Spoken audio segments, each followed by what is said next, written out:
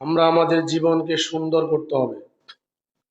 সেই কিতাব দিয়ে, সেই গ্রন্থ দিয়ে, কোরআনুল কারীমের মাধ্যমে আমাদেরকে জীবনটাকে সুন্দর শৃঙ্খলার মধ্যে এনে কাফেরদের বিরুদ্ধে আমাদেরকে সজাগ সচেতন থাকতে হবে। ঠিক না ব্যাটি? আপনি সামনে আমাদের অনেক রকম বিপ্লব আসতে পারে, আমাদের অনেক কাজকর্ম হতে পারে, আমাদেরকে অনেক সংগ্রাম করতে হতে পারে। তার জন্য আমাদেরকে কোরআনের কাছে যেতে হবে। ঠিক কিনা বলেন?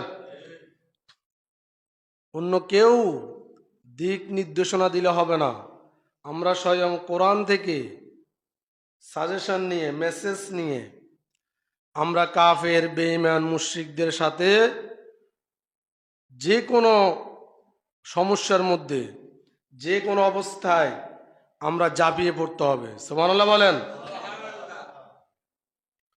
যদি আমরা একটু লক্ষ্য করি, বর্তমান পৃথিবীতে, বর্তমান সময়ে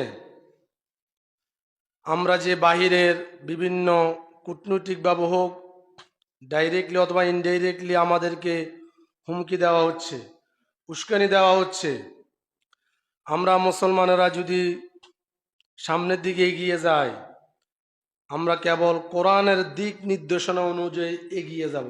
ঠিক কিনা বলেন?